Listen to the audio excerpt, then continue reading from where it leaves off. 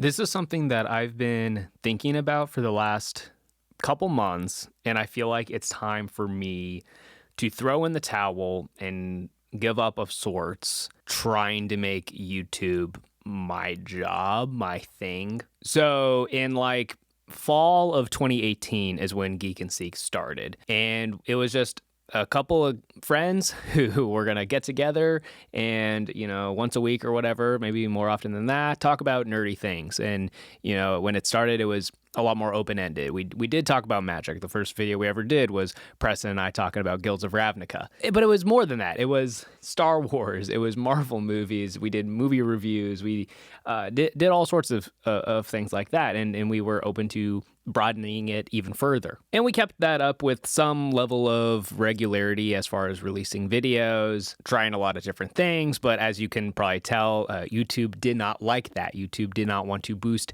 in the algorithm a channel that was all over the place in their content. So fast forward to like fall of 2022. So 4 years later, we focused on Magic and started posting a lot more regularly. And it kind of seemed like we were on the up and up, because even after just a couple months after that video is when we started doing Commander gameplay. And those have continued to be, on average, our best received videos, our most viewed videos. And it kind of seemed like there was a chance that Geek and Seek was going to continue to grow. But here we are in August of 2024, and I just feel like we've stagnated, and it's becoming harder for me to justify the time that it takes to keep this up. I was very much blessed that for a while I was in a position where I was able to spend exuberant amount of time to work on Geek and Seek and then not eat into my personal life very much. But life is very different for me now. As editing for MTG Goldfish, that takes up a lot more of my time than previous jobs. And I have a kid. I have kid number 2 due in just a few months, actually. And that obviously shifts your priorities and also eats into a lot of your time that you could be doing editing videos. And I think that's the biggest thing for me now, as Geek and Seek has kind of failed to grow at a rate that is sustainable for how much time it takes to make these videos. That's just not where I want to be spending my free time. When I clock out of work, I want to take my wife on a date, or I want to play with my kids. Or, I'm starting to get more into 1v1 formats again. So, maybe once or twice a week I head to the LGS to play a format. Or Steven and I are in a band together and we signed a record deal and we're setting a release date for our upcoming album. And, that takes a certain amount of time and effort as well. And so those things are just taking time away that I could be spending on YouTube. And I don't really mean that as a woe is me kind of thing. I have a wonderful life. I've been incredibly blessed with a very busy, fulfilling life. But to be transparent, I think I have grown envious of channels that are much, much newer. Like I said, Geek and Seek started in I think October of 2018, and here we are at 2,500 subscribers, where our most viewed video has less than 20K views. And there's channels who have been out for a year or two, and they have, they're probably at the point where their Patreon and ad revenue is sustainable, that's their job. And I think that I've tried very hard to not take offense to that, but I think I do. I think I do a little bit. And I don't mean that to trash on any of those YouTubers, because they make great content, but I feel like we do too. Specifically, I've been very proud of our Commander gameplay series, because I feel like we are a great encapsulation of just what an average Commander playgroup looks like. We're enfranchised enough to know what's going on, but most of the guys in the playgroup are not spending hundreds of dollars on their decks. They're, maybe using cards they have lying around and then buy the few important cards that they need. I feel like we're just a good showing of what an average Commander playgroup looks like, while also getting to play really fun themes. So when I spend, 15 to 20 hours making one of those Commander gameplay videos, and then it gets maybe less than 1,000 views, or maybe a little over 1,000 views, that kind of hurts. And I thought that the switch to, we were for 2 years almost doing a new one every other week. And I thought going to one a month was going to be better. And it hasn't. It hasn't been easier. It's still very hard for me to find time. With that said, I mean, we, already have a few episodes that we filmed. Specifically, a few days ago, we filmed the Bloomberg episode. That is going to come out a week from today. So, I'm going to be grinding on that just because I feel like that's, timely and it should happen. So all that to say, I love this too much to walk away per se. I love that Preston and Jason and I hop on Zoom, every week and we have a podcast where we talk about Magic. I love that, once or twice a month I get together with my friends and we film a game that we're doing.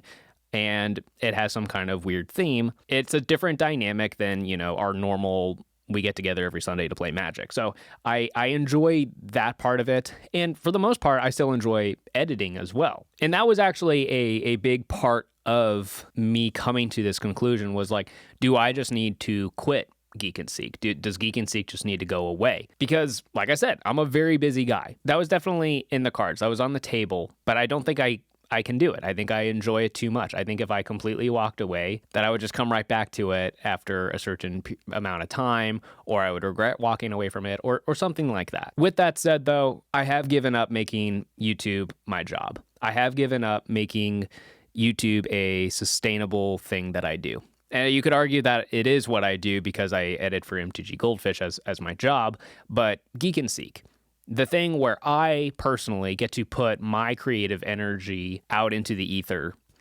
has failed. So, we will keep doing the podcast. The podcast is easier because, I'm gathering our notes. I'm leading scheduling. I do like the thumbnails, but Jason edits the videos itself. So that's a easy thing for Geek and Seek to continue to do on my end of things, at least. But as far as everything else that this channel does, I am not going to take time out of things I could be doing elsewhere in my life to prioritize this channel. I'm super thankful for everyone who has supported Geek and Seek, and I'm super thankful for people who get excited about new Geek and Seek videos. But I'm at the point now where I am just, if I have the time, I'm going to be working on a video. And if I don't have the time, I'm not going to beat myself up over it. Because I've been very good the last few years about being on top of having normal release schedules. Jason does the podcast, and then I make sure I do 1 or 2 videos every week. And if I miss a video here or there, I beat myself up over it. And I'm done doing that. I'm going to try, but if it doesn't happen, I'm not going to beat myself up over it. Is that going to hurt us in the algorithm? Probably.